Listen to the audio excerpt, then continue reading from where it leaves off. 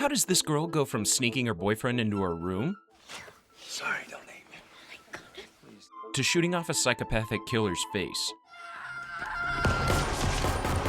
Well, it all comes down to a lot of trauma and being chased down by several masked killers. That's right, I'm indeed talking about the gory and twist-heavy Scream franchise. So far, we've got a total of 7 Scream movies. Let's go through the whole story so far. The first Scream movie opens on a regular night when we meet Casey Becker, a 17-year-old girl who is alone at her house. Casey gets a phone call from a stranger. At first, it seems like a harmless call from a random creep guy who dialed the wrong number. But things get scary when he calls Casey again and again after she hangs up on him. Suddenly, the guy on the call starts asking Casey weird, spooky stuff like, what's her favorite horror movie? Then, the freak asks Casey about her boyfriend and suddenly tells her to turn on the patio lights. Casey looks outside and finds her boyfriend, Stephen Orth, tied up and covered in blood. Yeah, it's a slasher movie after all. Fortunately, Steve ain't dead yet. But to save him and herself, Casey must play a darn quiz with this caller. Get the questions right, Casey and Steve get to live. If not, they're both toast. Terrifying, isn't it? The psychotic caller now asks Casey who the killer in Friday the 13th is. Casey says Jason, but that's the wrong answer because the killer was actually Jason's mother. Oops, spoiler alert for a 46-year-old movie. Casey now flicks on the patio lights and finds Steve disemboweled already. Then, a cloaked figure wearing a Ghostface mask breaks into her house. If you're new here, the killers in the Scream movies are given the name Ghostface because of a white, screaming mask they wear. Casey runs like hell, but eventually Ghostface hunts her down and stabs her like a maniac. Later, Casey's parents enter the house, and they see Casey's body hanging from a tree. The next day, we meet our actual main character, Sydney Prescott, a high schooler who lost her mother a year ago. She's working on the computer in her room when she suddenly hears something from outside. She looks out of her room's window and is shocked to see her boyfriend, Billy Loomis. At this very moment, Neil Prescott, Sydney's father, also arrives in the room, forcing Billy to hide. Neil tells Sydney that he'll be out of town on a business trip for a few days. Later that day, Sydney is all alone at home, and that's when she gets a call from Ghostface, who doesn't waste any time in attacking her. This guy doesn't waste any time! Sydney somehow manages to fight back the and call the police. Before she nearly gets killed, Billy shows up at the door. Of course, Sydney is confused as hell and under a lot of pressure, and she believes that it was Billy who attacked her. So the poor girl sends Billy to jail. Uh-oh. Sydney then spends the night at the house of her friend, Tatum, and her friend's brother, Dwight, aka Dewey. Dwight is the younger deputy of the town and has a rather adorable, goofy personality. Anywho, even though Sydney has a bunch of people around her now, the killer doesn't give a crap and calls her there as well. Ghostface then reveals that Billy is innocent and that he was the one who killed Sydney's mother a year ago. What the hell, dude? Later, Sydney stumbles upon Gail Weathers, a popular journalist outside of her school. Apparently, Sydney hates Gail because she wrote a book in favor of a man named Cotton Weary. Gail thinks Cotton is innocent, which obviously puts her on Sydney's hit list. However, after the whole call experience the other night, Sydney ain't really sure about whether she put the right man behind bars. Moving on, Billy is proven innocent because Sydney got a call from the killer while Billy was in custody, so Billy's set free, and Sydney apologizes to the guy the next day at school. After that, Sydney goes to the washroom where she is again attacked by Ghostface. Fortunately, though, Sydney manages to run away. Man, just leave the poor girl alone! However, there's a possibility that the person who attacked Sydney in the washroom wasn't the killer, but some student playing a sick prank on her. Moving on, school is canceled because the whole town is scared as hell by the killings. In fact, a curfew is implemented. So every student leaves the school campus. For now, only Arthur, the strict and tough-talking principal, stays behind at the school. Staying alone? That's not a good idea, my friend. Well, as feared, Ghostface shows up at the school and butchers poor Arthur. Told ya. Elsewhere, the police suspect Neil Prescott, Sydney's dad, of the murders because they trace back all the calls to him. However, Dewey isn't convinced, as he thinks that the calls might have been cloned. Next, we see that Tatum's boyfriend, Stuart Mocker, or Stu, is throwing a party in the evening at his place. Bro, this really isn't a time for a party. Anywho, Sydney and Tatum show up at Stu's house, and so does Randy Meeks, another member of the gang. Randy is a horror buff, and he knows how things play out in a scary movie. That skill might come along in handy. In search of an exciting story, Gail parks her car near Stu's home, wondering if Ghostface will make a move at the party. Her cameraman, Kenny, is also with her. Finally, Gail uses Dewey to get inside the house. Once she's there, she hides a camera to record everything that happens at the party. While everyone is enjoying themselves, Tatum goes to the basement to grab some drinks from the fridge. Who keeps a fridge in the basement? Then suddenly the basement door gets locked, and freaking Ghostface brutally kills Tatum. However, nobody cares about looking for Tatum. Instead, most of the partygoers hear about their principal's death and rush to the school, leaving the house almost empty. During this whole mess, Dewey and Gale are walking down the road, talking and flirting. They even kiss, but the romantic setting turns intense when Gale spots Sydney's father's car stranded. Meanwhile, Sydney is hanging out with Bill upstairs when Ghostface suddenly stabs Bill from behind. "You better run, Sydney!" After that, the masked psycho comes after Sydney and she escapes the room through a window. Right then, Sydney sees Tatum's dead body hanging from the rolling shutter door of the basement and panics. Meanwhile, Randy is downstairs and the dude is drunk and enjoying a horror movie, totally oblivious of what's happening around him. Dude, really? Slowly, Ghostface tries to get near Randy while he's busy watching TV, but he doesn't kill Randy for now. Meanwhile, Sydney spots Gale's van and Kenny lets her step inside. Together, Sydney and Kenny watch the live feed from the camera Gale had hidden at Stu's house. They see Ghostface standing right behind Randy.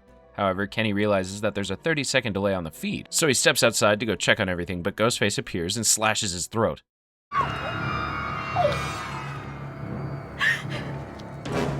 Oh my! As expected, Ghostface now starts to hunt down Sydney, but she escapes again. At the same time, Gale and Dewey rush toward the house, but hey, there's not even a single soul on the scene. Gale gets worried for Kenny and goes to look for him, but she only sees a pool of blood outside the van. Freaked out, Gale tries to drive the hell away from there, but then Kenny's body suddenly appears on the windshield of the car. Dude, that's one heck of a jump scare. As expected, Gale panics and loses control of the car before crashing straight into a tree. Cut back to Sydney, she finds Dewey walking towards Stu's house. However, Dewey is already stabbed and suddenly collapses right in front of her. Sydney immediately picks up Dewey's gun and goes inside. Now, there are only two people around Sydney, Randy and Stu. Both of them are pointing fingers at each other and calling each other the killer. Sydney doesn't know who to trust, so she shuts the door in their faces. That's fair. Then, Sydney sees a heavily injured Billy coming downstairs. Billy is bleeding a lot. He isn't dead yet, but man, I have a bad feeling about this. He approaches Sydney and asks for the gun. Billy then opens the door and lets Randy in. Obviously, Sydney is panicking like hell, as she can't trust Randy.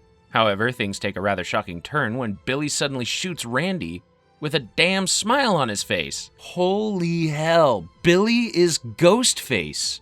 Now, Billy turns to Sydney and reveals that the blood on his chest is actually just corn syrup. Sydney turns around to run away, but then Stu arrives on the scene and reveals that he's the second killer. Surprise, Sydney. Dude, there are two Ghostface killers? So yeah, Billy and Stu are partners. Billy then reveals that his father, Hank Loomis, had a secret affair with Sydney's mother, Maureen. This destroyed Billy's family. After his mother found out about the affair, she abandoned the family. So Billy killed Maureen first and made Sydney's life hell. While Billy's motives are driven by revenge, Stuart just kills because he simply loves the brutality and is loyal to his best friend Billy. Then the killer duo reveals another shocking twist. Billy and Stu kidnap Neil Prescott, and they bring the tied-up dude out of the closet randomly. What? Then these psychos use Neil's mobile phone to make all those calls to frame him for the murders. In fact, they did exactly the same thing to frame Cotton Weary of Maureen's murder. Now, Bill and Stu come up with another hellish plan.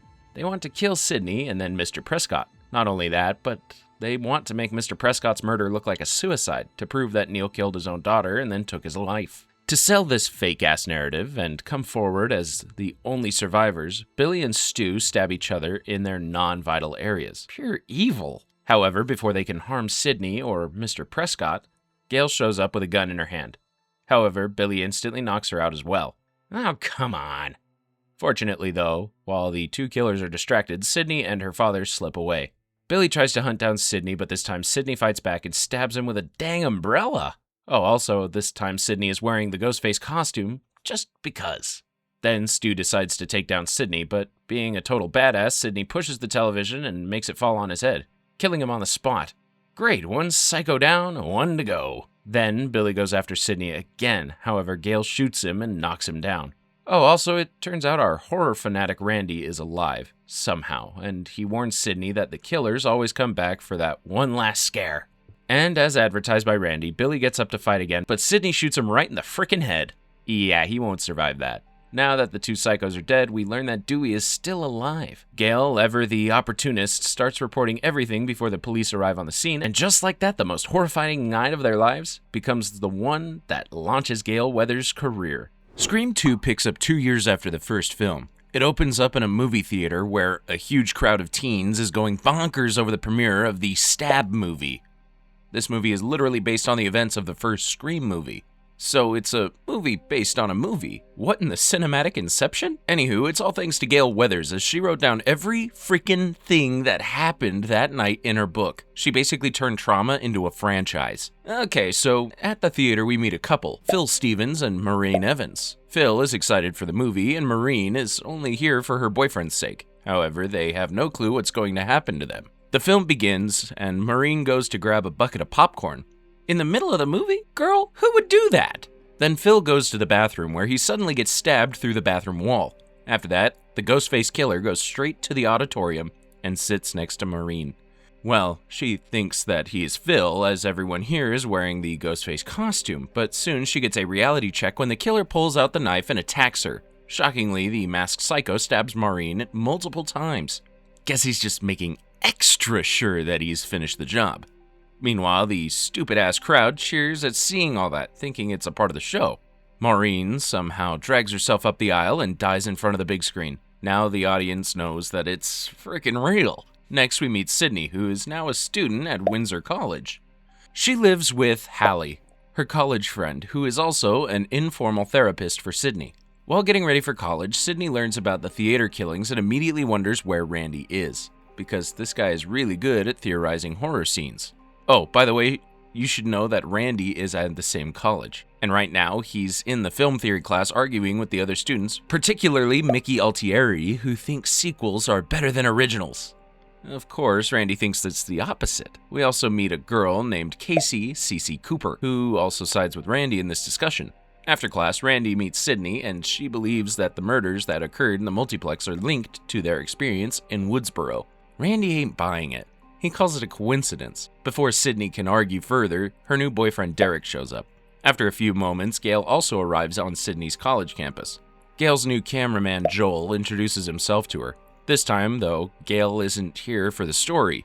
Instead, she's genuinely concerned because she knows what Ghostface killers are capable of. That's when Debbie Salt, a local news reporter at Post-Telegram, approaches Gale. She calls herself a big fan of Gale, has read her book, and has also attended her seminar in Chicago. This woman bombards Gale with compliments, but Gale gets annoyed and shuts her down. Then we see our goofy fella Dewey, who's got a slight limp after being stabbed in the back in the first film. Dewey's here to warn Sydney about the new killer.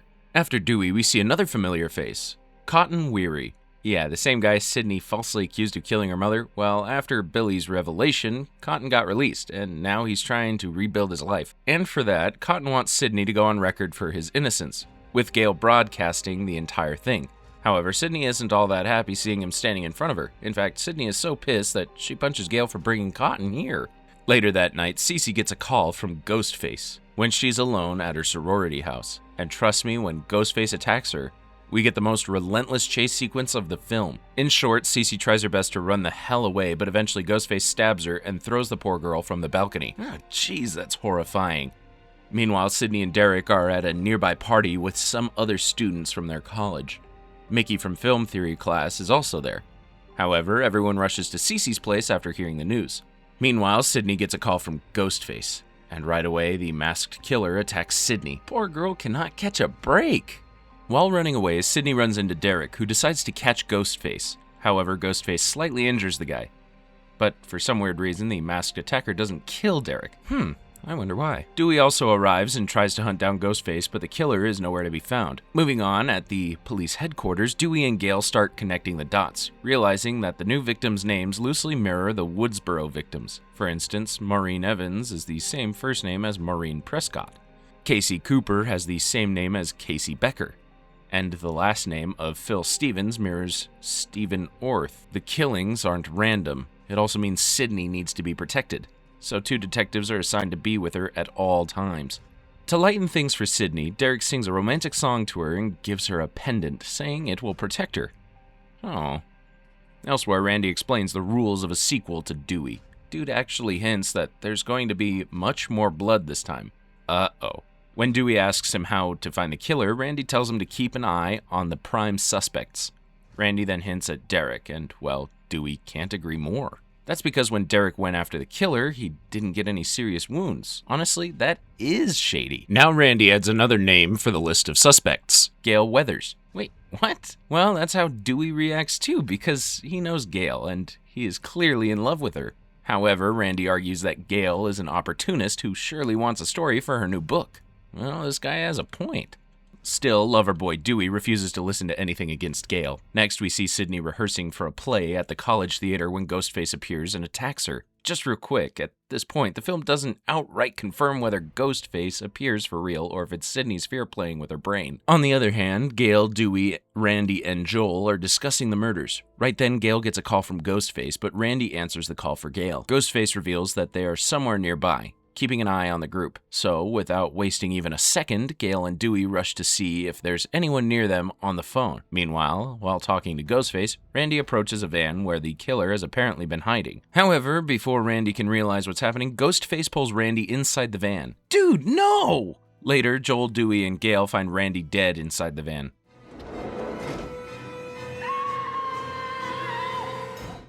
They really killed off our boy, off screen.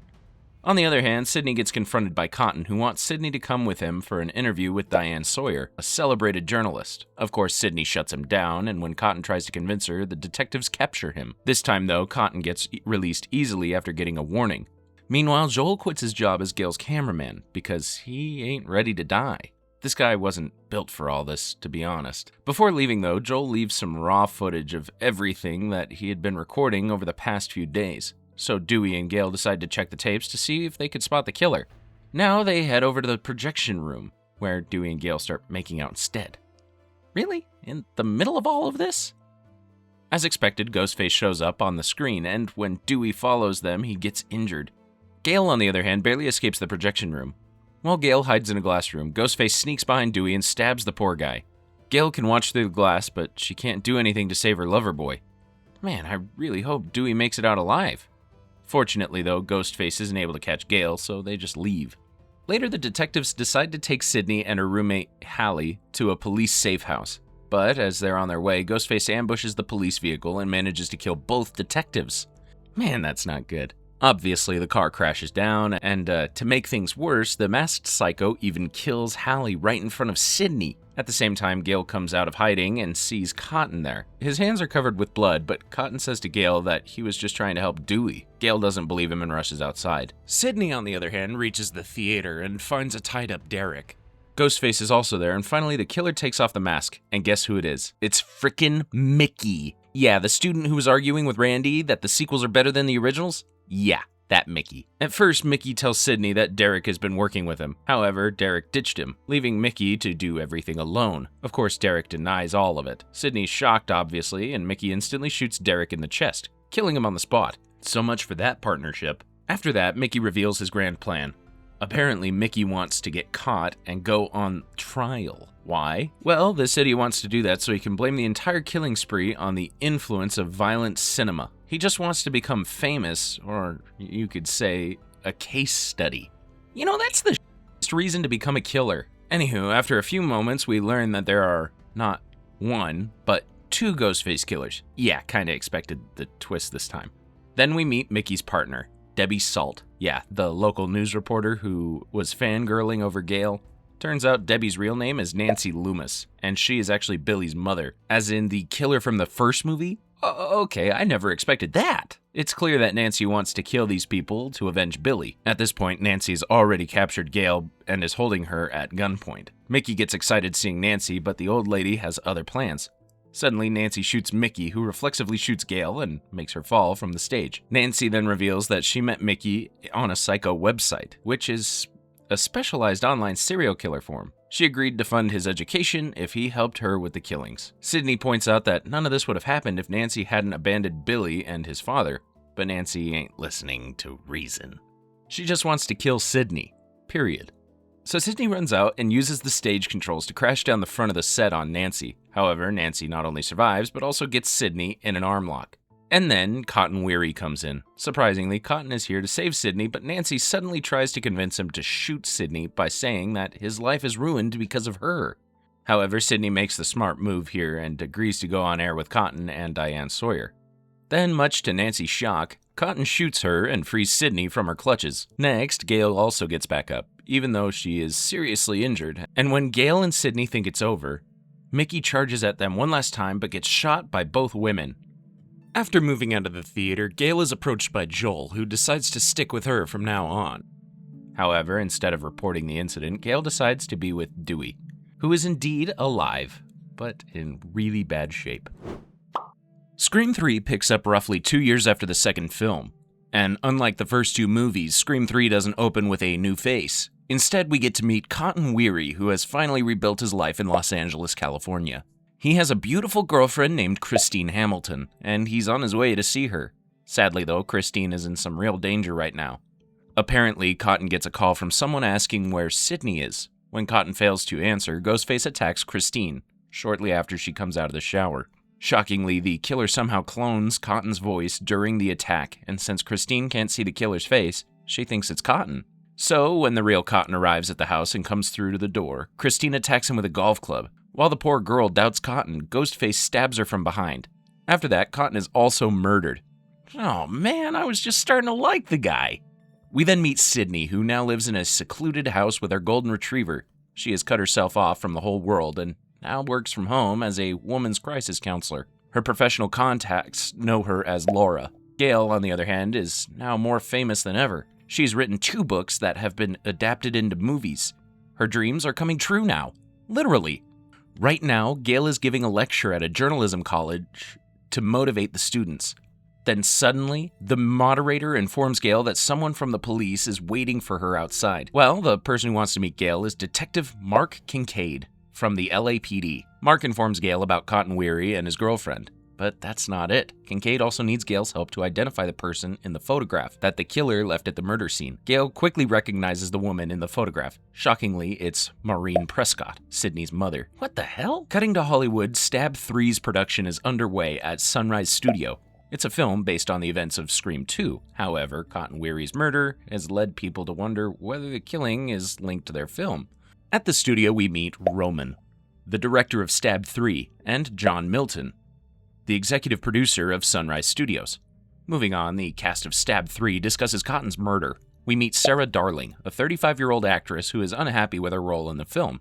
Apparently, Sarah plays Cotton's girlfriend Candy in the film, and her character gets killed off real early. Then there's Tyson Fox playing a guy named Ricky, a character that basically is an homage to Randy. Next, we meet Angelina Tyler, who has been assigned to portray Sydney, and Tom, who will play Dewey. Gail shows up on the film set and meets the first member of the film's cast. It's Jennifer Jolie, the actress playing Gail Weathers in the film. Next, Gail is truly shocked when she stumbles onto Dewey, the real one, who now works as a technical advisor to Stab 3. What's even more shocking is that Dewey has totally given up on building any sort of relationship with Gail. Man, that's disappointing. The next day, Sarah Darling waits for Roman in his office, and that's when she gets a call from the real-world Ghostface. Of course, Sarah panics and runs inside the costume room, which is literally filled with Ghostface costumes. Yeah, that's the worst place to hide from Ghostface. As expected, Ghostface is hiding in there and brutally kills Sarah. She was killed off super early, just like her Stab 3 character. Meanwhile, Gail and Dewey meet up in a cafe to talk about the past.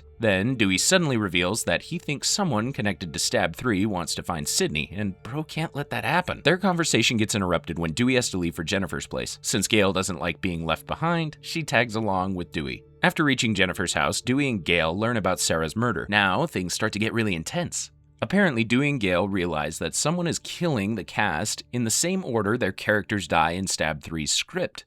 And in the script, the next one to die is none other than Gail Weathers.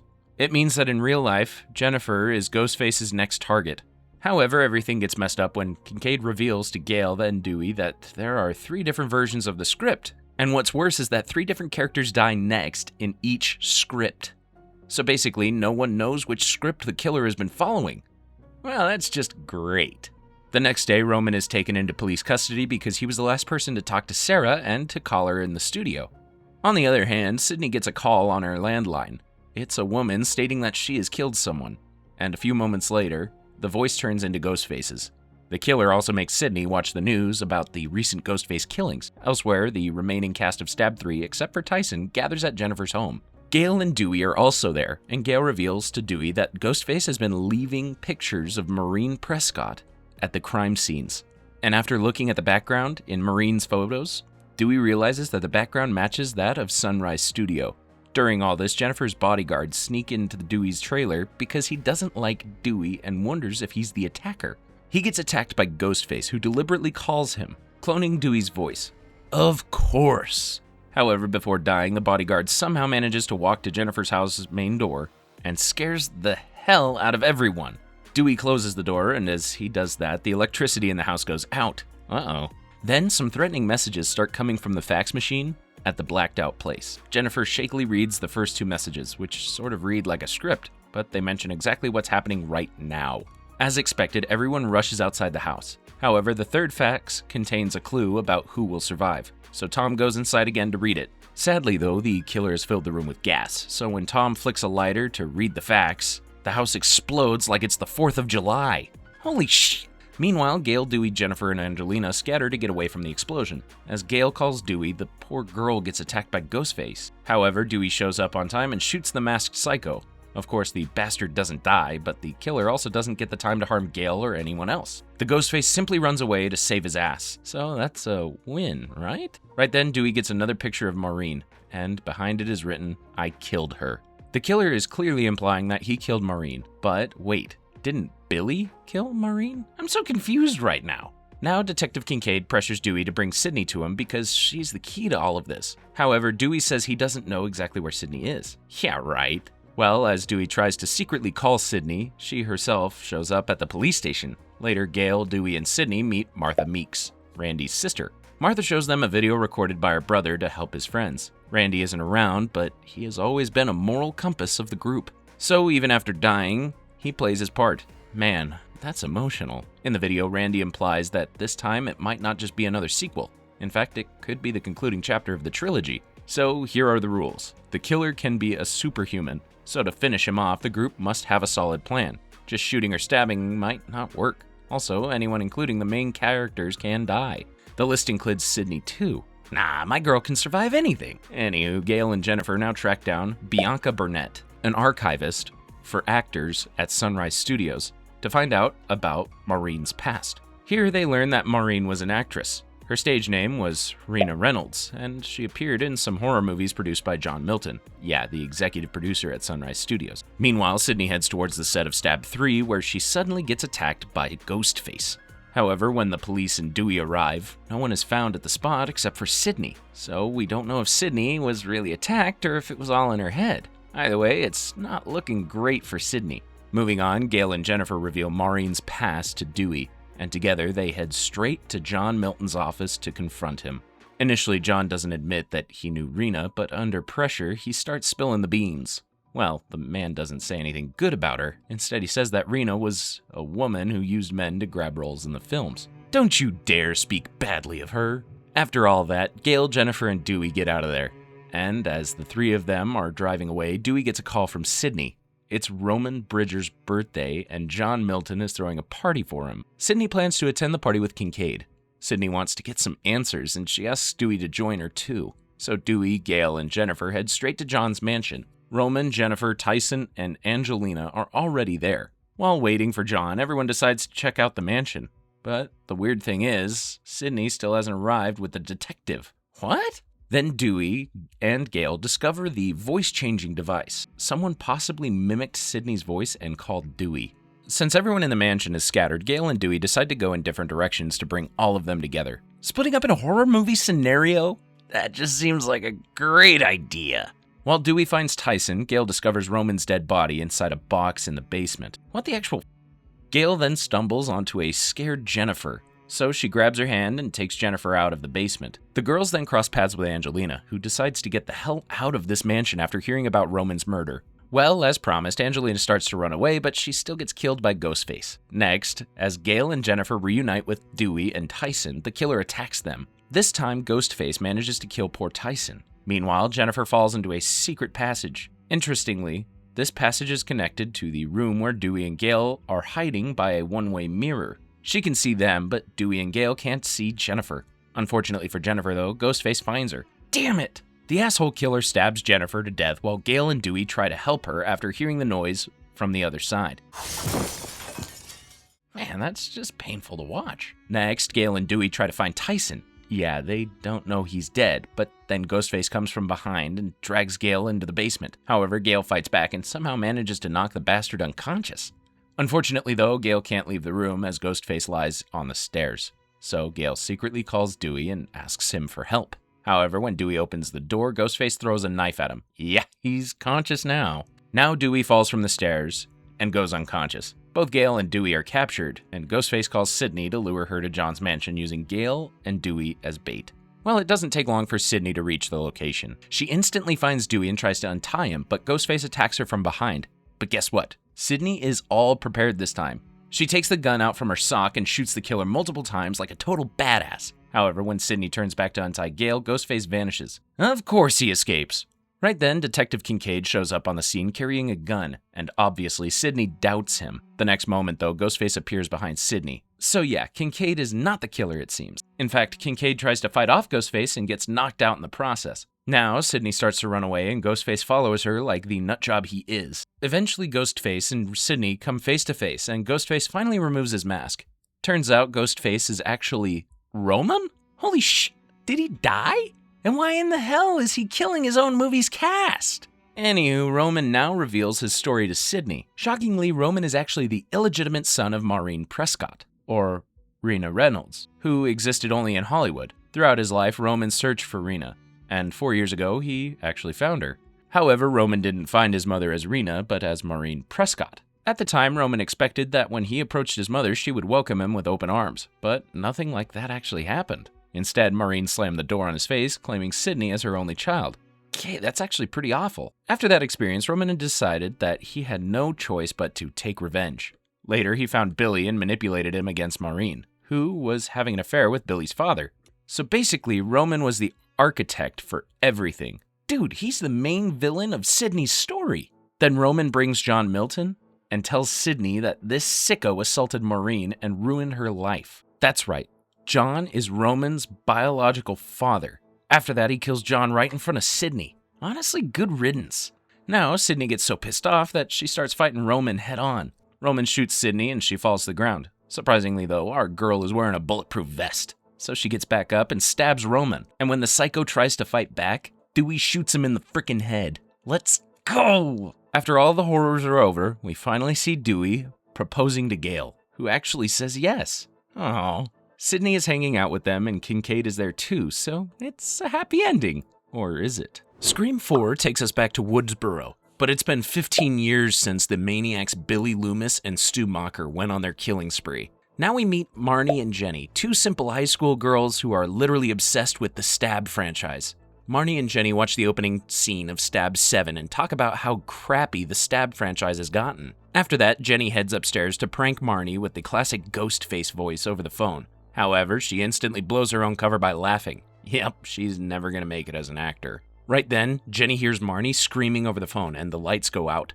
Thinking it's just Marnie pulling a prank on her, Jenny heads downstairs. However, before Jenny can realize what the hell is happening, she hears Ghostface's voice over the phone. And the very next moment, Marnie's bloody corpse crashes right through the window. Holy crap, dude! And to make things worse for Jenny, Ghostface also enters through the window and chases Jenny into the garage. The poor girl tries her best to run like hell, but the terrifying Ghostface eventually stabs her to death. Well, that's one way to kick off a movie. The next morning, we meet Sydney Prescott, who, interestingly, has recently published her autobiography, Out of the Darkness. Now, Sydney, along with the publicist Rebecca Walters, arrives at the bookstore for her book tour. Also, it's clear that Sydney has returned to Woodsboro for the first time after she graduated in 1997. Next, we see our beloved Sheriff Dewey, who is, by the way, married to Gale now. Good for him. Now it's time for us to meet some fresh faces. First, we meet Kirby Reed, a high school student and a major horror movie buff. On her way to school, Kirby picks up her best friend Sydney Prescott's younger cousin, Jill Roberts. We also meet Jill and Kirby's friend Olivia Morris, who lives next door to Jill. Now that the girl gang is together, Kirby starts driving to high school. On their way, Jill talks about someone called Trevor, her ex who cheated on her and is now trying to get back together. However, the ex-boyfriend doesn't last for long because the next moment, Jill gets a creepy call from none other than Ghostface. Ghostface keeps asking Jill what her favorite horror movie is, and naturally Jill hangs up without answering. Olivia then mentions she got a similar call earlier that morning from, wait for it, Marnie's phone. Dude, these girls don't know yet what happened to Marnie. Cut to Dewey. The sheriff heads to Main Street to deal with what sounds like a prank. Apparently, someone has put Ghostface costumes on the lampposts.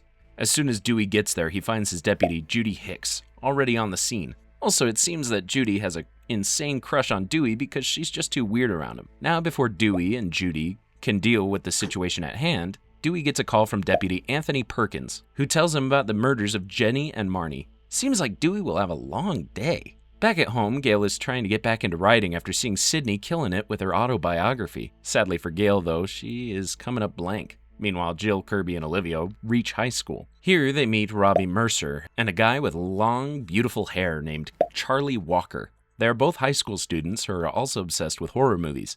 Also, it seems like Charlie has a crush on Kirby, but Kirby has no interest in Charlie.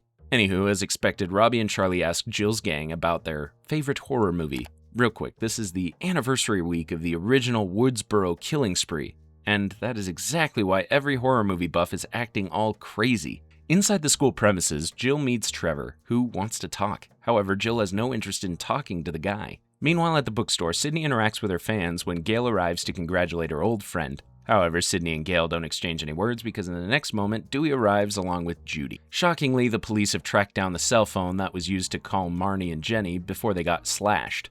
And guess where they found the cell phone? Inside the trunk of Sydney's rental car. Oh, and that's not all. Along with the cell phone, Dewey also finds a bloody knife and a picture of Sydney smeared with the girl's blood. Okay, it's now official crime scene. Let's lock it down. Yeah, the killer is really going out of their way to frame Sydney. During all of this mess, Judy continues to piss off Gail by preventing her from speaking to Dewey. Seriously? Anywho, at the station, Gail asks Judy to buzz off and stop being annoying. At the same time, though, Gail wants to help with the investigation because, she has a great deal of experience with psychopaths. However, Dewey doesn't think it's a good idea. After this, Dewey interviews Jill, Olivia, and Kirby about the phone calls, and obviously these girls have no dang idea what's happening. But what's strange is that among these three girls, only Kirby didn't get the phone call from Ghostface. That is weird. Later, Dewey also asks Sydney to not leave town because the murder weapon was found in her car. So unfortunately for Sydney, she is a suspect. Outside the station, Rebecca feels rather excited about these murders. In fact, it seems like she was wanting to capitalize on these murders to promote Sydney's book. Are you freaking serious? Moving on, until all this mess goes away, Sydney decides to stay with Jill and Jill's mom, Kate Roberts. That night, Jill's ex, Trevor, shows up at the house, but Jill doesn't entertain the guy, so he leaves. Also, it turns out that Trevor cheated on Jill when they were dating. That is why Jill is so pissed off at the guy. Later, Kirby and Jill decide to pass the time by watching Shaun of the Dead. Not gonna lie, that's a good movie to watch. Right then, Kirby gets a call from Ghostface, who reveals that he's hiding in Olivia's closet. And since Olivia lives next to Jill's house, Jill and Kirby watch the sicko Ghostface kill poor Olivia. Oh my hell, this dude went berserk on that poor girl! Sydney also hears Olivia's screams and immediately heads to her home. However, Olivia's already dead by the time she gets there. Jill also arrives and she's shaken that her friend is dead. In that very moment, Ghostface attacks Jill from behind, but fortunately Sydney not only saves Jill, but also kicks the asshole in the face. However, since the movie's only halfway through, Ghostface escapes before the deputies Ross Haas and Anthony arrive on the scene. Meanwhile, Gail strikes a deal with Robbie and Charlie. Yeah, the two horror movie geeks. Apparently, Gail will get her and Sydney to appear at their cinema club, and in exchange, these two weirdos will fill her in on the killer's patterns. Basically, Gail wants to solve this murder on her own to revive her reporter/writing career. Later at Woodsboro Community Hospital, Sydney gets herself checked up, and she seems to be doing fine, fortunately. Then Rebecca shows up and reveals to Sydney that she's capitalizing on these latest murders to sell more books. That's cold, Rebecca. Naturally, Sydney doesn't like this one bit and fires Rebecca right on the spot. Now, Rebecca prepares to leave, but Ghostface suddenly attacks her on the hospital parking garage roof. Meanwhile, Dewey is giving a press conference to assure the town that everything's under control. But much to Dewey's frustration, Ghostface throws off Rebecca's body onto a news van, right in the middle of the press conference. Still under control, Sheriff? The next day at the cinema club, Gail and Sydney arrive as guests to make Robbie and Charlie happy. There, Charlie reveals that the murderer must have been recording the killings. Why? Because apparently Ghostface, whoever it might be, is following the modern horror movie traits, in which the killer always records their killings. That is just sick! And that's not just it. According to Robbie and Charlie, the killer has been mirroring the original Stab movie.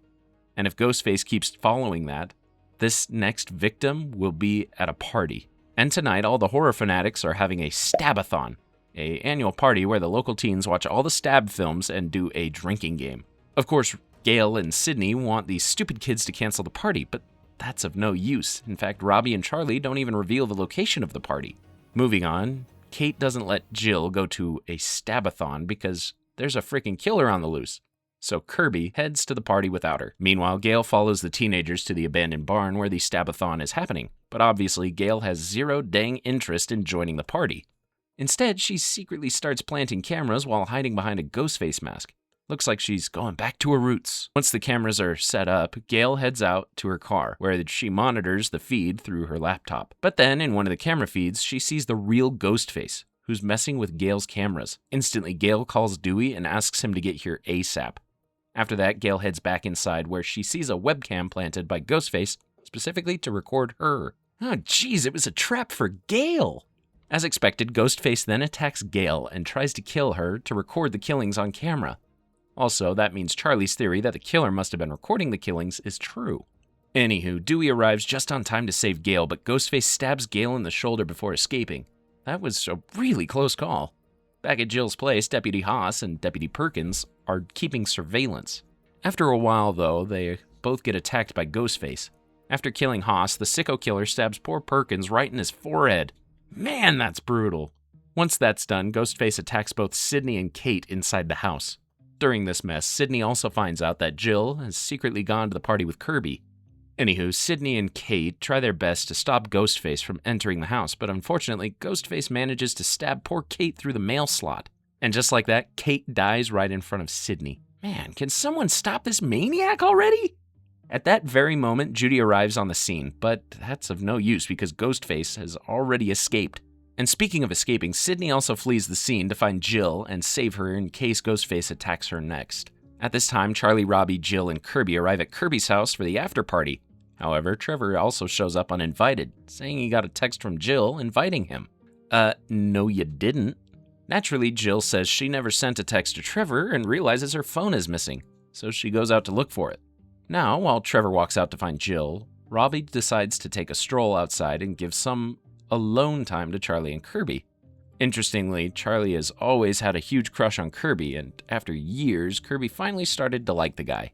In fact, these two lovebirds almost kiss. But then Trevor walks back in. Way to kill a vibe, dude. Obviously, Charlie is pissed, so he just leaves the room. Outside, Robbie is doing his usual recording stuff when suddenly Ghostface attacks him and kills the poor guy. Around the same time, Sydney arrives at Kirby's house and finds Jill, but right then, Ghostface attacks them. Fortunately, Sydney lures Ghostface away from Jill and finds Kirby. Now, Sydney and Kirby lock themselves in the basement while Jill is still hiding in the room upstairs. It seems like the situation is under control, but right then, Charlie shows up at the glass door and begs Kirby to let him in. However, Sydney tells Kirby not to open the gate unless she completely trusts Charlie. Well, Kirby does trust Charlie, but not enough to open the darn gate. No, just open the damn gate, woman! Suddenly, Ghostface appears behind Charlie and duct tapes him to a chair. Now Ghostface puts Kirby in the hot seat and says that Kirby has to answer horror movie trivia to save poor Charlie. And while Kirby plays the darn quiz, Sydney sneaks back upstairs to find Jill. Fortunately, Kirby answers all the questions correctly. Sort of. And Ghostface suddenly goes quiet. Naturally, Kirby assumes that Ghostface is gone, so she heads outside to help Charlie. However, as soon as Kirby frees Charlie, This is making a move. What the actual So Charlie is the Ghostface, but wait, who duct taped Charlie then? As always, we are dealing with two Ghostfaces. Charlie reveals that he was pissed at Kirby because she never noticed him until recently. Now, Charlie leaves the scene, and while Kirby is injured, like really bad, we don't actually see her die. Meanwhile, Charlie finds Sydney and puts a knife to her throat, but Sydney manages to break free. Unfortunately, though, Sydney runs into Ghostface. The second Ghostface, and at this moment, the second Ghostface takes off their mask, and under that mask, it's Jill. What? What? Now Jill reveals that she's been working with Charlie all along. Why? Because these sickos want to get popular. Their formula is simple. Kill a bunch of people, including their own mother and Sydney, and frame Trevor as the killer.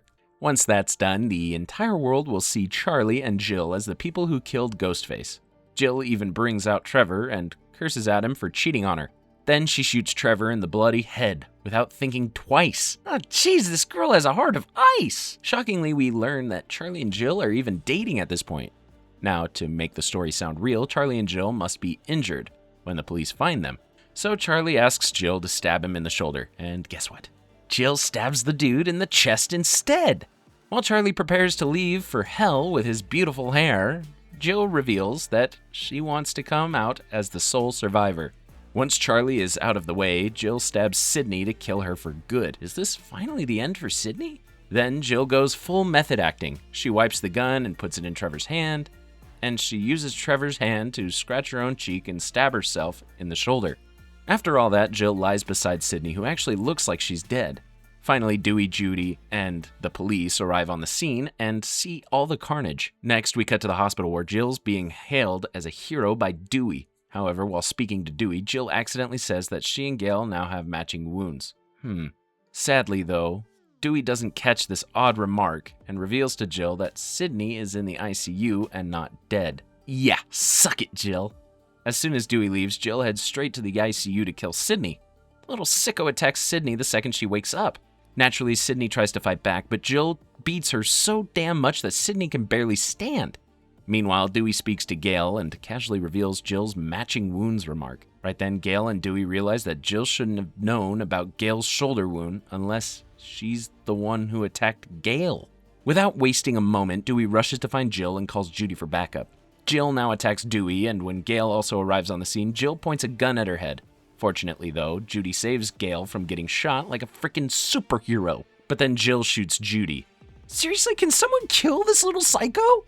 However, before Jill can shoot Gail, Sydney gets back on her feet and uses the defibrillator paddles to deliver a much-needed electric shock to Jill from behind. And it works like magic because Jill collapses to the ground from the shock. Lights out, Jill. Now, while Gail and Sydney check up on Dewey, Jill stands up and tries to stab Sydney with a glass shard. Now to get the fame in hell. Jill. Jill finally dies for the real this time, and we get some more good news. Judy has survived because she was wearing a bulletproof vest. Once again, the nightmare is over for now. Scream 5 picks up in Woodsboro, of course, and it has been exactly 25 years since Billy and Stu's nightmare of a massacre. We start off by meeting a high school girl named Tara Carpenter, who's home alone.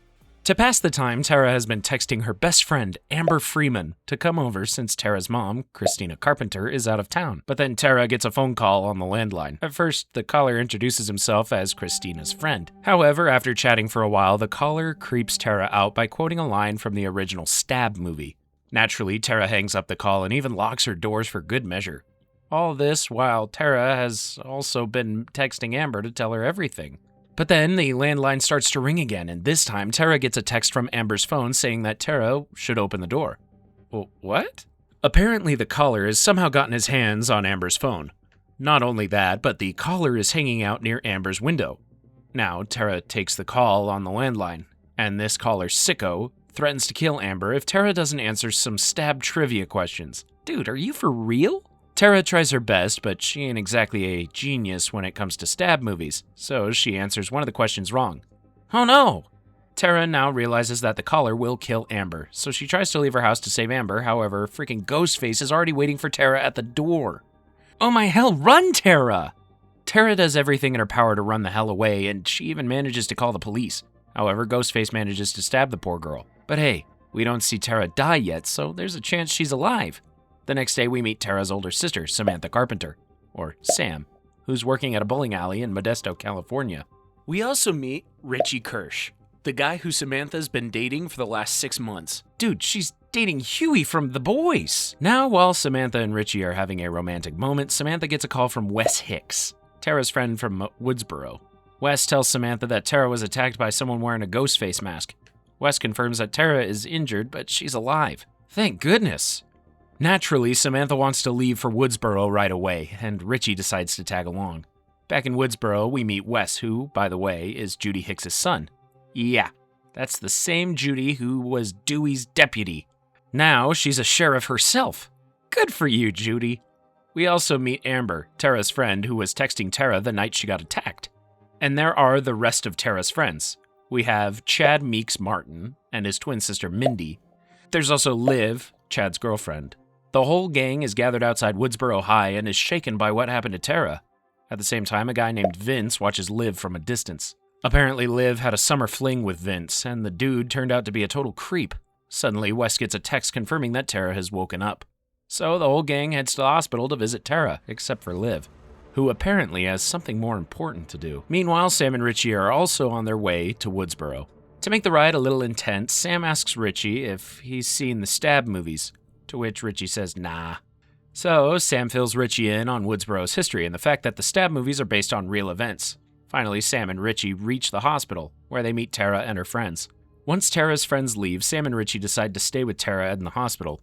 Meanwhile, Tara's friends hang out at a bar, but suddenly the creep Vince shows up again, trying to get back with Liv. Naturally, Chad gets pissed and threatens to beat Vince's ass, and because they create such a big scene, the whole group gets kicked out. Vince, who's also pissed, steps outside to take a leak. However, things turn real ugly when Vince gets attacked by Ghostface. He's back! Before Vince can realize what the heck is happening, Ghostface kills the guy right then and there.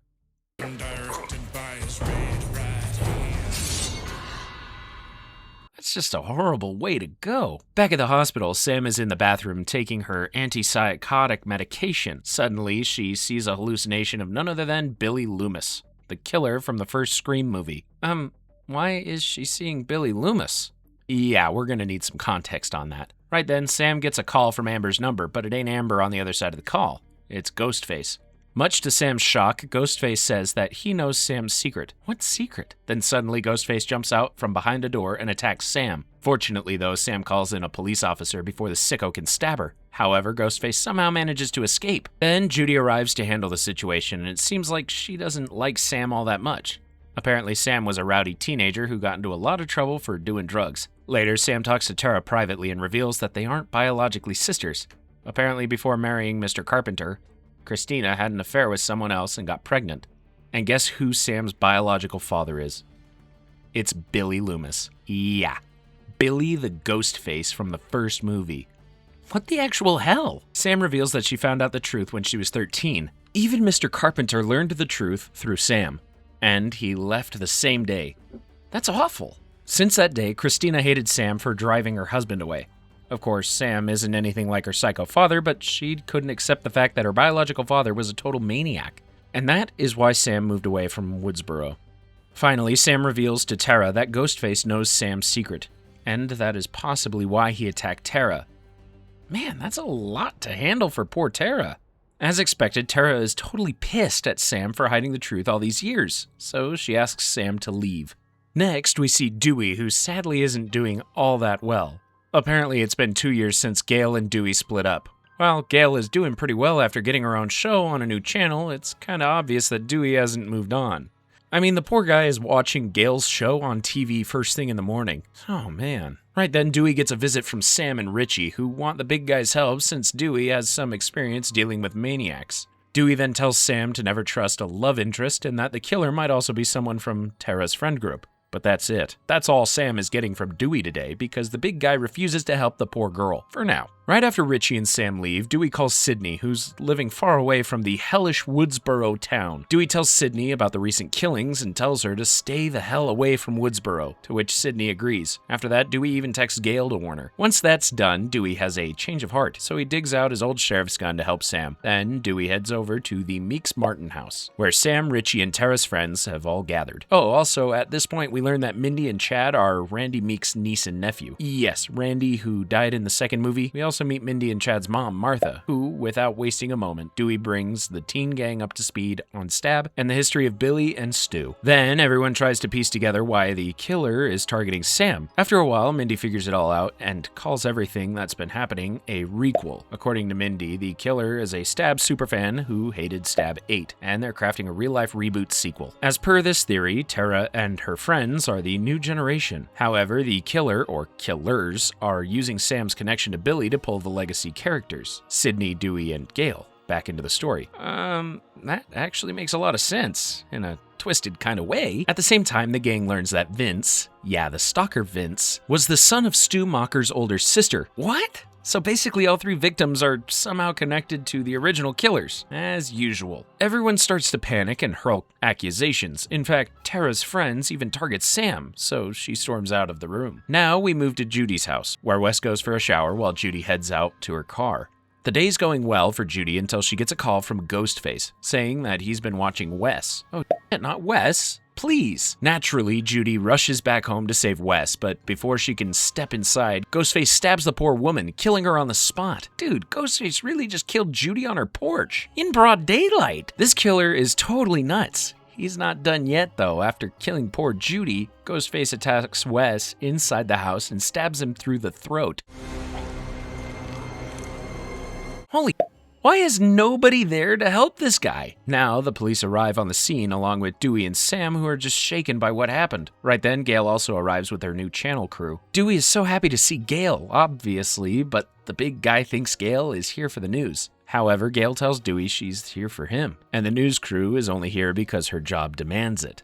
Oh. At this point, we learn that Dewey went with Gale to New York when she got the new job. However, Dewey couldn't stay away from Woodsboro for long, so he left in the middle of the night. Anywho, during all this mess, Sam notices that the deputy who was watching over Tara is at the crime scene. Wait, but then who's watching over Tara then? Naturally, Sam gets worried about Tara and rushes over to the hospital along with Dewey. Meanwhile, at the hospital, Tara hears some strange noise coming from the hall, so she sits in her wheelchair and heads out to see what's going on. That's the wrong move, Tara. Hiding under the bed. That's the move you should be doing. Anywho, once in the hall, Tara finds the deputy who is assigned to watch her, dead. Not only did the killer slit the deputy's throat, but they also stole his gun. Obviously, Tara is scared as hell, so she hides in a closet and tries to call the police. Now she's got the right idea, but then Richie finds Tara and tries to help the poor girl. However, Ghostface suddenly jumps in and slices Richie, knocking him out. Oh, jeez. Tara is all alone now, and at the same time, Tara is also knocked out of her wheelchair. So she tries to crawl towards the elevator, and at this moment, Ghostface calls Sam and forces her to choose between Richie and Tara. That sick bastard. But when the elevator door opens, Dewey steps out of it, shooting at Ghostface, who runs away like a chicken. Now, while Sam and Dewey help Tara and Richie, Ghostface returns to finish the job.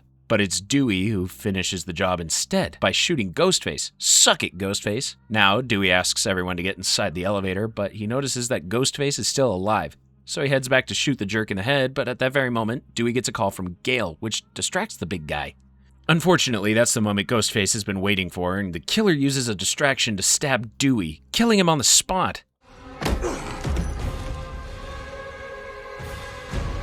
Alright, that's it. I'm officially pissed off now. Gale arrives at the hospital and screams her lungs out after finding out that Dewey is dead. Right then, Sydney also shows up and she's shaken as well. After all this, Sam decides to leave Woodsboro with Tara. Sydney tries to stop Sam, saying that Ghostface will come after them no matter where they go. So their only option is to kill Ghostface. That's right, it's time to play the offense. Unfortunately, Sam isn't convinced, so she leaves. However, before Sam can leave with Richie and Tara, Sydney slips a tracker onto Richie's car in case they need some help. Neat trick. On their way, Tara realizes she left her inhaler behind, and she needs it. Tara then remembers that she has a spare inhaler at Amber's house, so they decide to make a stop. During all this, Amber is having a party at her house because nobody seems to care that there's a killer going berserk in the town. In fact, Ghostface is already there, and when Chad heads out of the house to find his girlfriend Liv, the sicko killer stabs the poor guy. The rest of the gang doesn't even realize that their friend is getting stabbed. Oh goodness, that's just awful. At the same time, Sam, Tara, and Richie arrive at Amber's house, so Ghostface is forced to let go of Chad, who's barely holding on to his life. Seeing that Tara and Sam are there, Amber calls off the party and asks everyone to get the hell out. Now, while Amber goes to find Tara's inhaler, Sydney and Gale track down Sam's location and learn that they are at Amber's house. But the shocking part is that Amber's address is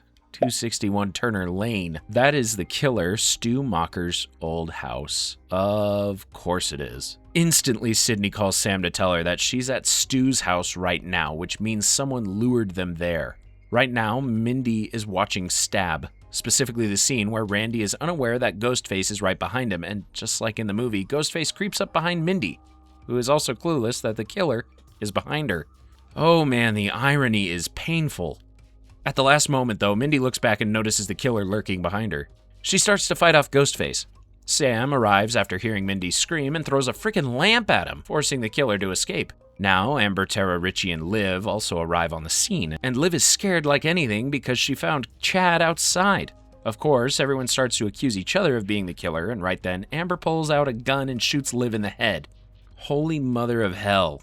Amber's the Ghostface. Everyone starts to run away from Amber and gets scattered. Meanwhile, Sydney and Gail pull up outside Amber's house. Sydney grabs her gun and gets all set to step inside with Gail, but then Amber runs outside, faking that she was stabbed. Sneaky little psychopath. Of course, Sydney and Gail see right through Amber's, but Amber shoots Gail before running back inside. Oh no, Gail is injured but not dead, so she asks Sydney to head inside and finish this once and for all. Meanwhile, Sam goes through the house and finds Tara tied up in the closet. At this point, Sam can't even be sure to trust Tara because there might very well be a second killer, like in the original Stab movie. So Sam is confused, thinking whether she should untie Tara. Sydney, on the other hand, finds Richie hiding in one of the closets. But then Amber jumps out of the other closet and attacks both Richie and Sydney. Amber, Richie, and Sydney are battered up, and they both try to reach for Sydney's dropped gun. However, Sam gets there first and grabs the gun. At first, we see that Richie is happy to see Sam, but then he stabs Sam in the stomach. I got you okay.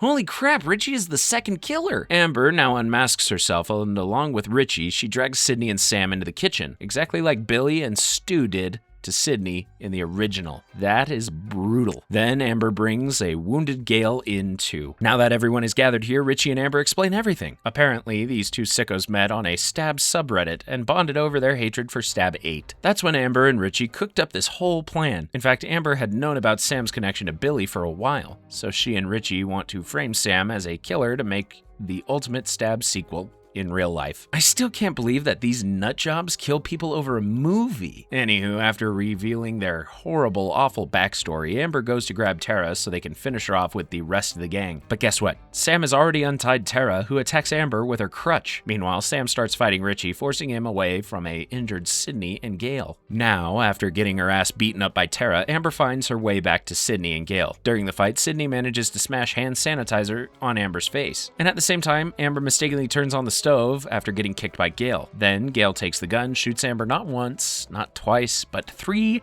damn times. That's not the end of Amber's suffering though. Apparently Amber collapses onto the burning stove, and thanks to the hand sanitizer all over her, she catches on fire. Now that's what you call going up in flames. Meanwhile, Sam also overpowers the not-so-Richie Rich and stabs him multiple times before eventually slitting his throat. There's your requel, asshole. Sydney and Gail join Sam, who thinks everything is handled, but then a burned Amber comes screaming out of the kitchen. Fortunately, Tara steps in and shoots crispy Amber through the head. Once all that is over, we see that Mindy and Chad have somehow survived. While Gail and Sydney stay behind to mourn Dewey, Sam finally leaves with her little sister for the hospital. Scream 6 picks up 1 year after Amber and Richie went berserk in Woodsboro, and now we're in New York City. We first meet Laura Crane, a film professor at Blackmore University, who's waiting at a bar for her online date, Reggie, to show up. However, Reggie texts Laura saying he went to the wrong place. He then calls Laura to say he's on his way, so Laura heads outside to wait while Reggie tells her he's coming down the alley. In fact, he can see her. But then Reggie says someone's following him with a knife. Oh, damn. Naturally, Laura gets worried and runs towards the alley to help him. However, it looks like Laura is the one who needs help because freaking Ghostface attacks Laura in the alley and kills her on the spot. Seriously, how many Ghostfaces are out there? Like, really? Now the killer pulls off the mask and it's one of her students, Jason.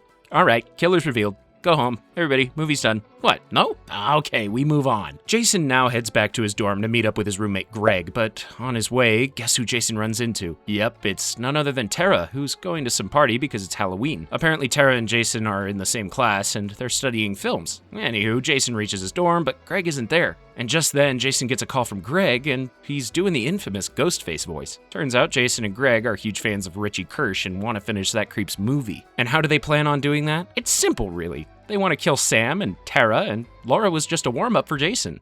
Damn, you're a total nut job, Jason. While Jason tells Greg how he felt while killing Laura, he also asks Greg where he is because he was supposed to be in the dorm. Right then, over the call, Greg leads Jason towards the refrigerator by implying that he's inside. Aw man, don't open it, Jason. Jason opens it up, and inside he sees Greg's mutilated body. Holy f***.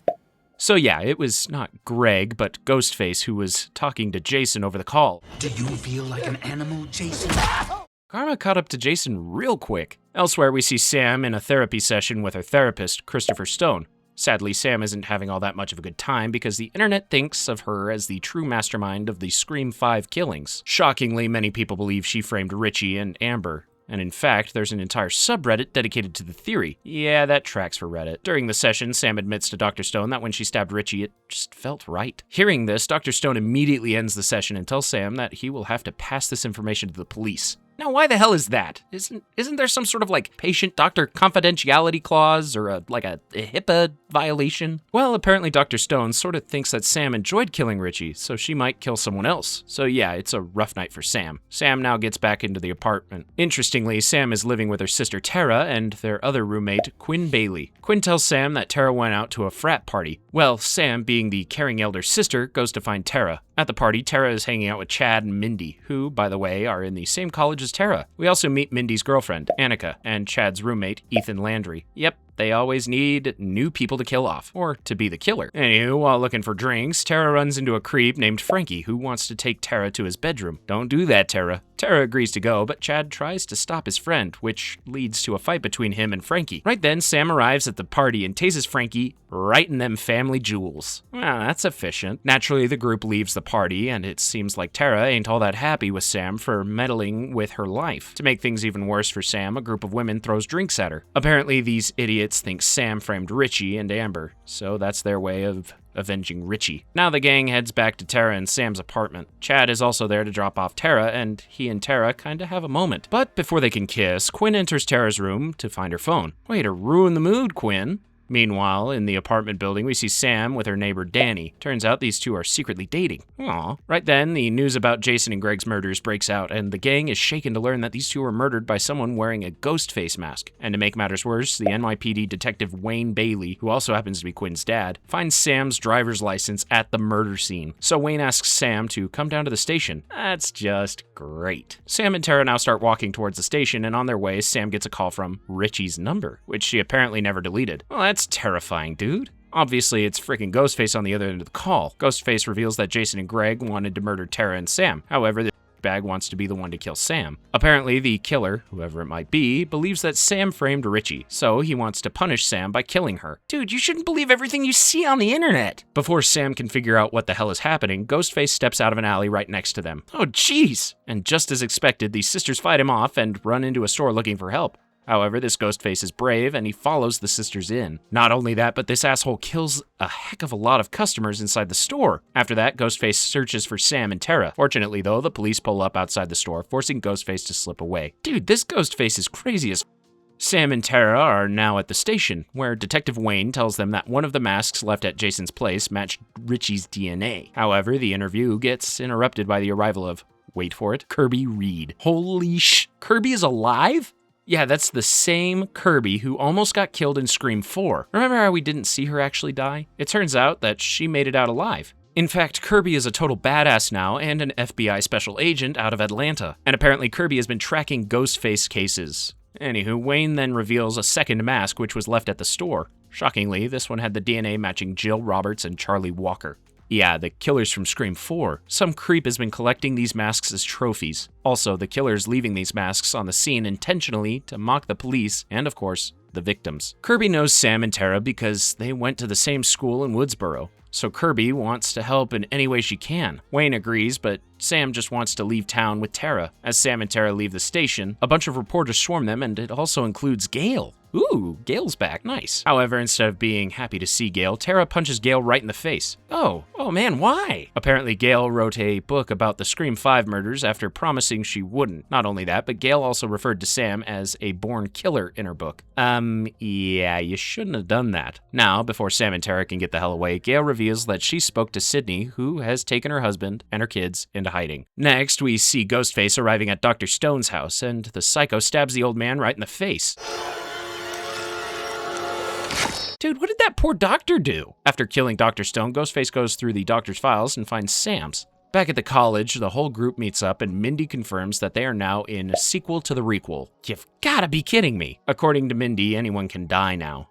Even legacy characters like Gail, Kirby, and Sydney aren't safe. Also, the body count is going to be bigger than anything before. And most importantly, everyone is a suspect, especially new joinees to the group. Back at the station, Detective Wayne reveals that yet another mask was found, this one with the DNA from Roman from Scream 3. Then Wayne and Kirby map out the timeline and realize that the killer is working through the masks in order. The killer started with Richie's mask, the latest killer. Now, Ghostface is moving towards the original film. Eventually, the killer will come down to Billy Loomis's mask, which is when they possibly go after Sam and Tara. Once Kirby leaves the station, Wayne asks his junior to dig up anything they can on Kirby. So we aren't even trusting the FBI? Great. That whole night, the whole group decided to stay at Sam and Tara's apartment except for Ethan. He has class, apparently. Around this time, Sam tells everyone she's been seeing Danny, her cute neighbor. Speaking of the cute neighbor, Danny looks into Quinn's room and sees freaking Ghostface standing over Quinn, who's busy on the phone while her date Paul is in the shower. Naturally, Danny gets freaked out and he tries to warn Sam, but it's too darn late because Ghostface literally butchers poor Quinn. Then the killer goes ape shit on everyone else. Before anyone can react, Ghostface injures Mindy and stabs Annika in the stomach. Tara and Chad manage to escape the apartment, and Mindy, Sam, and Annika, who's barely alive, lock themselves in Quinn's room. At this point, we learn that Quinn's date Paul is also very much dead. Anywho, Danny now rigs a ladder between the window ledges so Sam and Mindy can crawl across. And fortunately, these two make it. However, when Annika tries to cross over while bleeding out, Ghostface breaks in and flips the darn ladder, and sadly, poor Annika falls to her death. Oh my, this Ghostface is ruthless. The next day, Sam tells Danny that someone removed all their knives before the attack, so yeah, the killer has access to their home. Meanwhile, Chad confronts Ethan thinking he's the killer because he's the only one that wasn't in the apartment last night. However, Ethan says that he was in class, and Chad can check with hundreds of students, so Chad backs off for now. Then we see Detective Wayne, who just lost his daughter. So yeah, the man is pissed and wants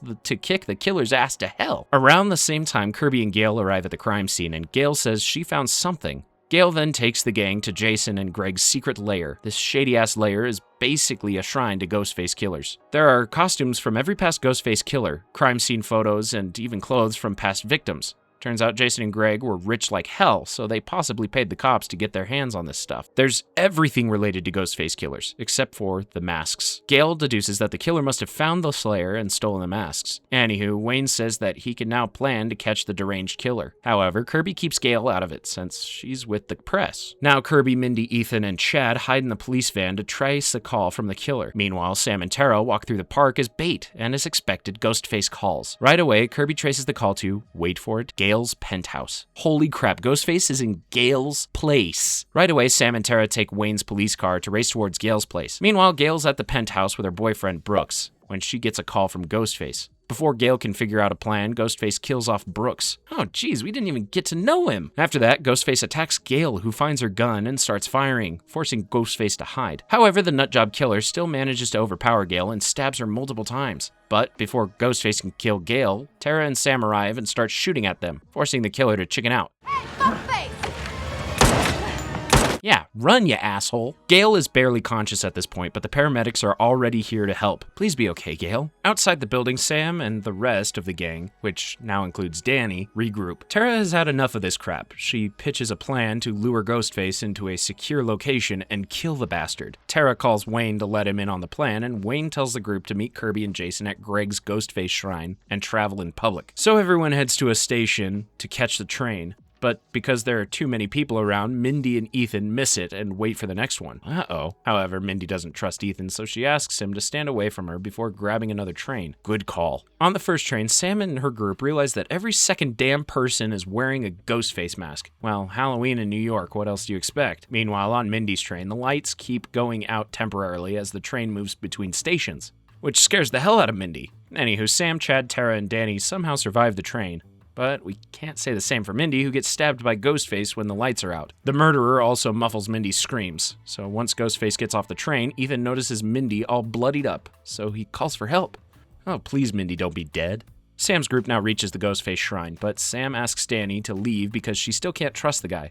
Surprisingly, Danny doesn't get angry or anything, and he just leaves. Inside the shrine, Sam, Tara, and Chad meet up with Kirby, who has locked up the place so the killer can't escape. Now, while Sam strolls around, Wayne calls Sam and says that Kirby was fired from the FBI 2 months back. According to Wayne's intel, Kirby is mentally unstable.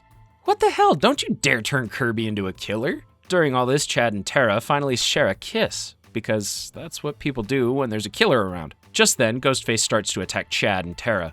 Fortunately, Sam arrives right on time, and the three of them start running like hell. At one point, Chad manages to knock down the Ghostface and almost crushes his head with a gumball machine. But before he can do that, a second Ghostface arrives and stabs Chad. Now both Ghostface killers continue to stab Chad multiple times.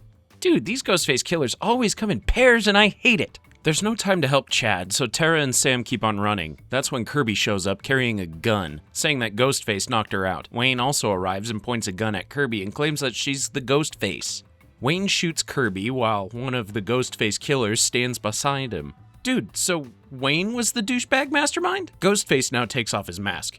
And it's just as Mindy feared. It's Ethan. Well, that's one hell of a twist, but hold on. There's a couple more. Turns out Ethan is actually Wayne's son. Not only that, but the second Ghostface killer is actually Quinn? Wait, what? How is she alive? Wayne reveals that the body that everyone saw was a decoy, and since he's a cop, he had no trouble finding fake blood. Now, Wayne reveals that his sicko family is doing this for Richie, who was Wayne's eldest son. Yep, didn't see that one coming from miles away. Also, Wayne knows very well that Richie was the killer, but he doesn't care. The old bastard wants to avenge Richie any way he can. Anywho, Sam and Tara try to fight back and run away by crossing the railing, but Wayne shoots Tara, making her slip. Of course, Sam grabs Tara and tries to pull her back up because Ethan is down there waiting for Tara to drop. Meanwhile, Quinn is also walking towards Sam, so she really has no choice but to let go of Tara. However, before letting go of her little sister's hand, Sam gives her a knife. Tara drops down and uses that knife to stab Ethan through his frickin' mouth. And at the same time, Sam finds a gun laying around and shoots a bullet through Quinn's head. Wayne really lost everything now. Enraged, Wayne charges at Sam, but she slips away from the spot with Tara. Suddenly, Wayne gets a call from Tara, who's doing the Ghostface voice to taunt Wayne. Then, Sam comes out wearing the Ghostface costume and stabs Wayne more times than we can count. And to seal the deal, Sam stabs the sick bastard through the eye. So... Killed the villain while wearing the Ghostface costume. Sam really pulled an Uno reverse on Wayne. The fight ain't over yet, though, because Ethan gets back up one last time and charges at Sam and Tara. However, Kirby's still alive, and she drops a bloody TV on his irritating head. Dude literally got Stu Macher's ending. Once it's all over, Danny arrives with NYPD officers and tells Sam and Tara that Gail and Mindy survived. After moving outside, Tara learns that Chad has also survived. He must be immortal to survive that many stab wounds. Finally, Sam and Tara walk away from the scene carrying all that main character energy. Scream 7 takes us back to Woodsboro, where we meet two Stab franchise fans, Scott and his girlfriend Madison. Turns out the town has turned Stu Macher's old house into a tourist attraction for Stab fans. Yeah, that's stupid, but hey, it's all about the money. Anywho, Scott and Madison are here to spend the night because there's nothing more romantic than staying at the murder house. However, what these two don't realize is that a real Ghostface is already in the house. And well, Ghostface doesn't take long to kill both Scott and Madison. And then this new sicko burns the entire house down. Now we cut to Pine Grove, Indiana, where we meet a teenage girl named Tatum, who, by the way, is one of Sydney's daughters. Tatum is having a quiet time late at night when her boyfriend Ben sneaks into her room through a window. Now, both Ben and Tatum have a not-so-quiet time while making out. But then Sydney arrives in the room and catches them. Being the responsible mother that she is, Sydney politely asks Ben to leave because it's really late. Once that's done, Sydney goes back to bed, where we meet Mark Evans, Sydney's husband and a cop. The next day, Sydney heads out for work, and it turns out that she runs a very successful coffee house. At the coffee house, Sydney meets Lucas, Tatum's classmate who's a local nerd when it comes to horror, which means Lucas is obsessed with Sydney. We also meet Lucas's mom, Jessica, who actually seems really nice and is a friend of Sydney. Around the same time, Tatum meets up with her friends Hannah and Chloe, who seem really close to Tatum. While walking towards school, Hannah mentions that she's having a party at her house tonight. However, Tatum isn't sure if Sydney will let her go. Right then, Ben spots Tatum on the street and offers to drive the girls to school, and of course, Tatum can't say no to Ben. Back at the coffee house, Sydney sees a creepy-ass customer who stares at Sydney like he's gonna kill her. Anywho, Sydney doesn't pay much attention to the creepy dude and talks to Jessica instead. During this conversation, we learn that Jessica had an abusive husband, and so she left him. Good for you, Jessica. Back at school, we see that Tatum and her friends are part of the school's theater. Ben is also there, and we meet Aaron, one of Tatum's classmates who's in charge of the equipment for the play. At the theater, we also meet Mr. Willis, who is angry at Tatum for being too timid during the practice. Mr. Willis even taunts Tatum for being weak, despite being Sydney's daughter. Come on, don't be an asshole. Meanwhile, Sydney is back at her coffee shop when she gets a video call from none other than Stu Macher.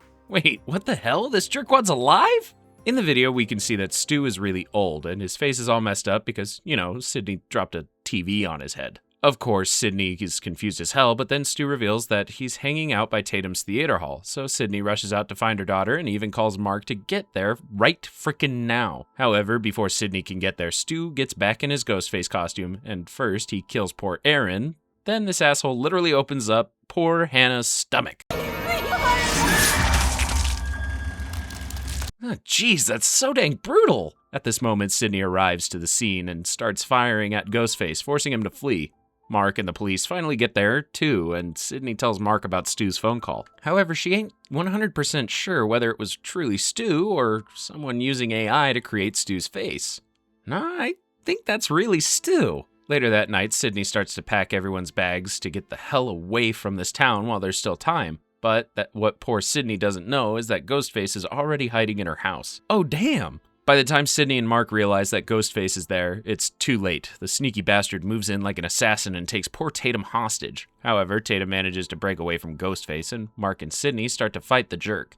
Ghostface tries his best to win the fight, but Sidney leads him outside her house and into the street. But instead of running away, Ghostface starts walking towards Sidney. Right then, a car runs over Ghostface, killing the nutjob right on the spot. And guess who's driving the car? It's none other than Gail, who's there with Chad and Mindy. Turns out Chad and Mindy now work under Gail as news reporters.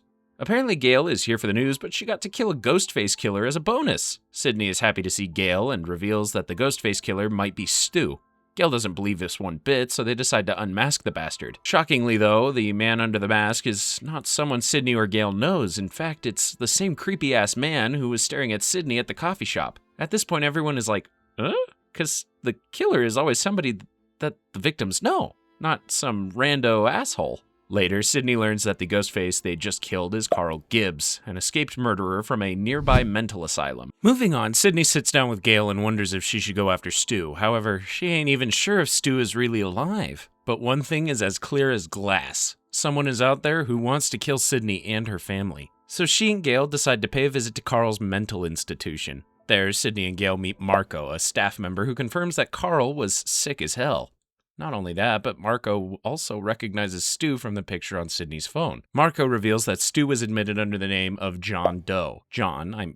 Stu, came to the mental institution in the late 90s, and for years he didn't even remember anything from his past. And during his time here, Stu was best buddies with Carl. It's all coming together now. Marco also reveals that Stu was released from the mental institution about 2 weeks ago. It means Stu is really alive? Yep, that's not good. During all this, Ghostface ambushes Mark in his garage and stabs the poor guy goodness knows how many times. And if they kill off Mark, I'm gonna be pissed. Meanwhile, there's a curfew being put in place in town, and of course, Tatum breaks the curfew to go gather with Ben and her friends at a bar. Chad and Mindy are there too, and as usual, Mindy explains to the kids what the hell is happening. According to Mindy, this time the killer doesn't give a crap about the stab movies. Instead, the killer is a fan of Sidney herself. So by doing such awful murders, they want to bring back the old Sidney who was killing Ghostfaces every year. In short, this is all about nostalgia. Nothing else. Also, the murderer could be anyone they know, including the love interests. Especially the love interests. Speaking of love interests, Ben has some knowledge of AI, so Tatum asks him to study Stu's video call recording. And even Ben thinks this is too good to be an AI. Now, while the kids hang out together, Sidney decides to sit with Gail for an exclusive interview. Apparently, they want to trash talk Stu on live TV to bring him out into the open. Tatum and the rest of the kids also watch Sidney's interview from the bar, and Tatum starts to get emotional for her mother, so she asks Ben to take her to Sidney right now. Oh. However, the plan sort of backfires when Sidney gets yet another call from Stu, who reveals that he's outside the bar where Tatum is with her friends. So no! Meanwhile, Tatum gets inside Ben's car to leave, but then she looks at Ben's laptop, which is running a freaking deepfake test. Yeah, the one where Ben is recreating Stu's face? Dude, so Ben is one of the killers? No! Ben tries to explain to Tatum that he was recreating Stu's deepfake video to see if it was actually possible, but Tatum doesn't believe the guy one bit and knocks him out with his laptop. Yeah, this is the only explanation we get from Ben and the film. Don't worry if you don't really get it. This is just kind of lazy writing to make you question the dude. Now, while Tatum starts running away on the street, Ghostface attacks her friends inside the bar. The psycho killer injures Chad and Mindy and ruthlessly kills both Chloe and Lucas. Ah, geez, that's one of the most brutal deaths I've seen so far. Once that's done, Ghostface starts to chase Tatum, who eventually runs into Ben. At this point, Tatum realizes that Ben ain't the killer, but it's too darn late because Ghostface kills Ben right in front of Tatum. Obviously, Tatum is shaken, but she continues to run and gets inside Sydney's coffee house. Sydney, who is racing towards the coffee house, calls Tatum. Sydney continues to watch both Tatum and Ghostface through the cameras at the coffee house. Then, over the call, Sydney asks Tatum to pick the gun from her office and shoot Ghostface through the wall. Since Sydney is watching Ghostface through the camera, she gives Tatum the exact location. Well, it all works like magic, and Tatum manages to shoot down the bastard. However, Sydney asks Tatum to move out of the room and shoot the killer in the head because he might not be dead. And Sydney's hunch is right, as the Ghostface is still alive. But before Tatum can shoot him in the head, a second freaking Ghostface enters the room through the front door and charges at Tatum. Why are there always two? The Ghostface killers now call Sydney to tell her that they're holding Tatum at her home. When Sydney gets there, she sees that one of the killers is holding a knife to Tatum, who's duct taped to a chair. Right then, the killer removes the mask and it's Marco. Yeah, the staff member from the mental institution? Dude, it was this asshole all along! Marco reveals that he's an AI professional and that he used his talent to create a deepfake of Stu. Then the second Ghostface comes in and Marco drags an injured Mark onto the scene. Mark is in really bad shape, but he's somehow alive. And now the second Ghostface also removes their mask, and guess what? It's none other than Jessica, Lucas's mother. Wait, what? So it means Jessica basically killed her own son? My goodness, she's one evil woman. Jessica now reveals that she's a big fan of Sydney's Out of Darkness book, the one she wrote in Scream 4. Apparently, Jessica had an abusive husband and she almost gave up on her life. But then she read Out of Darkness and found the courage to kill her husband. I think you took the book a little out of context there. However, when Sydney literally disappeared from the limelight, it pissed off Jessica. In fact, Jessica got so messed up mentally that she was admitted to the same mental institution where Marco worked. There, she cooked up this whole plan with Marco and Carl. Now, Jessica wants to kill Sydney in front of Tatum. So Tatum can use her trauma to become the next Sydney. Jessica, you're a total nut job. While Jessica reveals her crazy-ass backstory, Mark secretly frees Tatum while lying next to her chair. So, well, a fight breaks out, and without wasting even a second, Sydney shoots Marco right in the head. Now, Sydney starts to fight Jessica and stabs her an awful number of times. Then Tatum shoots the psycho woman, but again, Jessica escapes before Tatum can shoot her in the head. Now, both Tatum and Sydney are carrying guns, and they look for Jessica, when suddenly Jessica starts charging them from behind. So Tatum and Sydney empty their guns into her head. Yeah, she won't be getting up after that one, for sure. Once Jessica is killed, Sydney reunites with Gail, Chad, and Mindy. Fortunately, Mark also survives the ordeal and is taken to the hospital. And that's what you call an epic ending. Alrighty guys, I've seen enough stabbing and killing for now. But hey, you guys can watch some other amazing recaps on the channel because we do have a lot of those. So, until next time, please like, subscribe, comment, do all those other awesome things you people do, and I will see you next time.